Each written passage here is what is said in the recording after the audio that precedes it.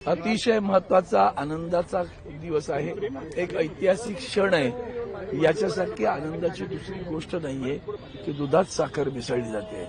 याच्यासारखी आनंदाची दुसरी गोष्ट नाहीये की गंगा जमुना यवत एकत्र येत आहेत। याच्यासारखी दृष्टी आनंदाची गोष्ट नाही की महाराष्ट्र एक ऐतिहासिक पाऊल पुढे टाकते आणि मराठी माणसाला पुन्हा एकदा छाती फुगून झालेला स्वाभिमान दाखवण्याचा क्षण हा आज या ठिकाणी घडतोय। तो वंदनीय हिंदू हृदय सम्राट शिवसेना प्रमुख श्रीमान बाळासाहेब ठाकरे यांच्या स्मारकाला अभिवादन करून करणार आहोत। जे ज्यांना होतं त्यांनी शिवसेना स्थापनच यासाठी केली होती। असूनी खास मालक घरचा अशी त्यावेळेस स्थिती होती। मराठी माणसाला महाराष्ट्रात आणि मुंबईत स्थान नव्हतं आणि त्याच्यानंतर वसंतदादा पाटील जेव्हा मुख्यमंत्री होते त्यांनी एक वाक्य उद्गारलं होतं, मुंबई महाराष्ट्रात आहे पण मुंबईत महाराष्ट्र नाहीये। तो आजही तसा दिसायला लागला किंवा अधिक जाणवायला लागला आणि म्हणूनच आत्ता हा जो हे जे संयोग घडतंय ते अतिशय आनंदाचं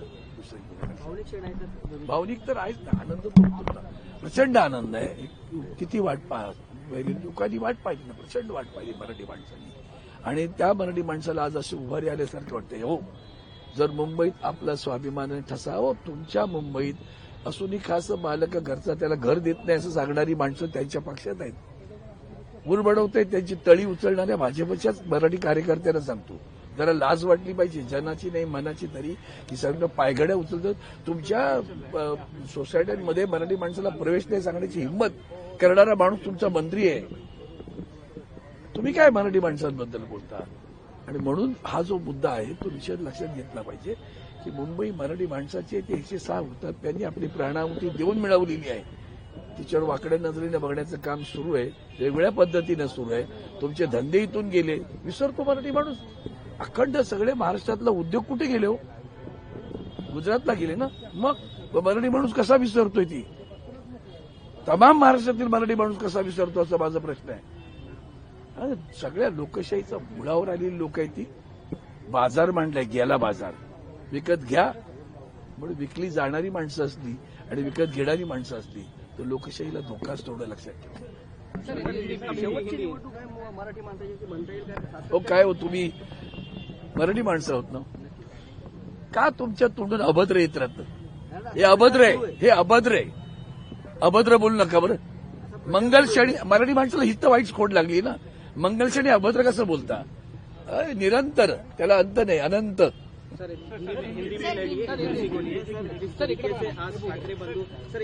एक साथ आ रहे हैं, किस तरीके से देखते हैं? बहुत मंगल क्षण है। इस क्षण का इंतजार पूरे महाराष्ट्र में लोग कर रहे थे, जनता कर रही थी।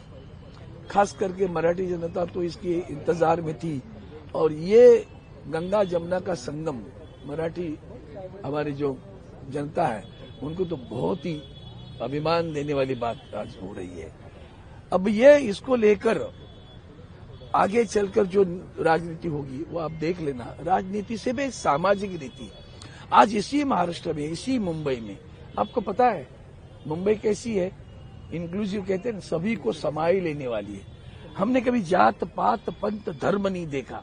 वंदनीय शिवसेना प्रमुखा ने जो बात की वो मराठी बात थी, वो भूमिपुत्रों की बात थी। अब उस वक्त इसी कारण शिवसेना में मुसलमान मंत्री रहे, शाखा प्रमुख रहे, जिला प्रमुख रहे, क्रिश्चियन शाखा प्रमुख रहे, जिला प्रमुख रहे, क्रिश्चियन हमारे नगर सेवक रहे। भूल जाते हैं हम लोग अब ये मराठी की व्याख्या जो इस महाराष्ट्र पर प्यार करता है उसके लिए। और जो लोग उनकी क्या करें, इबादत करते रहते हैं, उनको इतना ही कहना है, ये 106 हुतात्मा वहां जो प्राण अर्पण उनका जो स्मारक वहां बनाया है ना, उसको भूलो मत। और इस स्मारक पे आज वही अभिवादन करने आ रहे हैं, उसी याद को दोहराने आएंगे। बाला साहब जी, हम नहीं भूले हैं।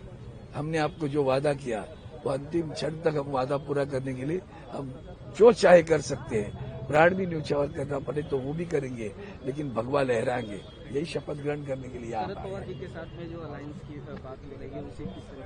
मुझे लगता है ये सारी चीजें आप नेताओं की होती है, हो जाएगी, उसमें कौन सी बड़ी बात है। पवार साहब तो खुलेआम से कहते हैं, सुप्रिया सुले जी ने भी खुलेआम से कहा। कोई दुश्मनी नहीं ना, कोई बैर नहीं ना। बैर करना उनका काम है, हमारा बैर नहीं होता है, हम बैर नहीं करते।